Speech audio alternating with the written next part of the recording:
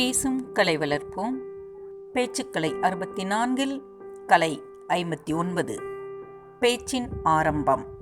பேசத் தொடங்கி ஓரிரு நிமிடத்தில் பேச்சின் தன்மையை கேட்பவர்கள் முடிவு செய்து விடுவர். பேச்சின் துவக்கம் எந்த உணர்வை தோற்றுவிக்கிறதோ அதுதான் பேச்சாளரின் வெற்றியை நிர்ணயிக்கும். எனவே பேச்சின் துவக்கம் கேட்பவரின் கவனத்தை கவருவதாக அமைய வேண்டும். இந்த கவர்ச்சியை ஏற்படுத்த ஒரு வியப்பு செய்தியையோ அல்லது நகைச்சுவையையோ பயன்படுத்த வேண்டும். உதாரணமாக, நான் ஒரு கல்லூரி மாணவர்களிடையே சுற்றுச்சூழலை பற்றி இவ்வாறு பேசினேன். அழகான மாணவிகளே, அறிவான மாணவர்களே.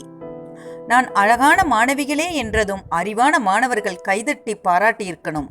இவர்கள் எல்லாம் அழகா சார் என்று கேட்கக்கூடாது.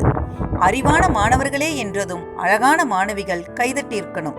இதுங்கெல்லாம் அறிவா சார் என்று கேட்கக்கூடாது. இவ்வாறு ஒருவரை ஒருவர் பாராட்டுகிற போதுதான் சுற்றுச்சூழல் மகிழ்ச்சிகரமாக அமைகிறது. என்விரான்மெண்ட் என்றால் கிரீன் கிளீன் என்று நாம் எண்ணுகிறோம். ஆனால் கிரீன் கிளீன் சியர்ஃபுல் ஆக இருப்பதுதான் என்விரான்மெண்டல். சுற்றுச்சூழல் பசுமையாக, தூய்மையாக, மகிழ்ச்சிகரமாக இருக்க வேண்டும். பேச்சின் துவக்கத்தில் ராமசாமி அவர்களே, குப்புசாமி அவர்களே, கோபால்சாமி அவர்களே, அவர்களே, இவர்களே என்று தொடர்ந்து பேசுதல் கேட்பவரை எரிச்சலூட்டும்.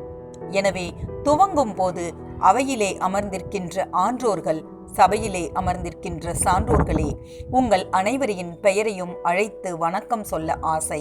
ஆனால் எனக்கு எல்லா பெயர்களும் தெரியாது. எனவே எல்லோருக்கும் என் நெஞ்சார்ந்த வணக்கம் என்று பொதுப்படையாகத்தான் துவங்கி பிறகு மேடையில் உள்ள சான்றோர் ஒவ்வொருவரை பற்றியும் பேசும் தலைப்போடு இணைத்து பேசலாம். சரியான துவக்கம் நல்ல முடிவை தரும். ஒரு பயணம் சரியான திசையில் முதல் அடியில்தான் துவங்குகிறது. கலை 59 நிறைவடைந்தது. நாளை கலை 60 சந்திப்போம். நன்றி. இந்த வீடியோ பற்றிய கருத்துக்களை கமெண்ட் பண்ணுங்க. சேனலை மறக்காம சப்ஸ்கிரைப் பண்ணுங்க.